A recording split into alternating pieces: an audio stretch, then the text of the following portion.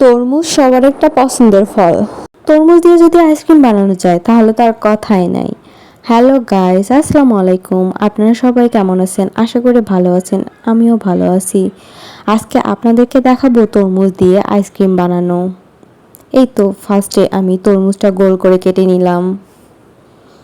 কেটে নেওয়ার পর মাঝখানের অংশটাও আমি ভালোভাবে কেটে নিলাম। কেটে নেওয়ার পর তরমুজের উপরের অংশটাও আমি অন্য একটা পাত্রের মধ্যে রেখে দিলাম। বাসায় মিক্সার মেশিন না থাকায় আমি গ্লাস দিয়ে কাজটা করে নিলাম। আপনাদের বাসায় যদি মিক্সার মেশিন থাকে তাহলে অবশ্যই সেটা দিয়ে করবেন। এরপর আমি একটা গুঁড়া দুধের প্যাকেট নিয়ে নিলাম। এই তো গুঁড়া দুধও দিয়ে দিলাম। দেওয়ার পর আপনার স্বাদ অনুযায়ী আপনি চিনি দিয়ে দিবেন। এই আইসক্রিমটা বানাতে তেমন কোনো কিছুই খরচ হয় না, শুধু ঘরোয়া কিছু উপকরণ দিয়ে বানানো যায়।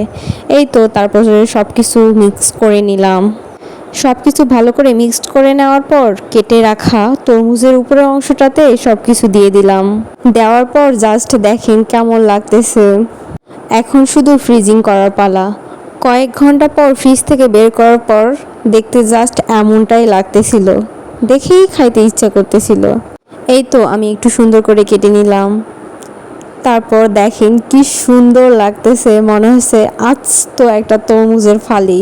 আপনারা বাসায় একবার হলেও জিনিসটা বানাই খাবেন। জিনিসটা খেতে অনেক মজার হয়েছিল আর দেখতেও অনেক লোভনীয় হয়েছিল। আজকের মতো এখানেই, আল্লাহ হাফেজ।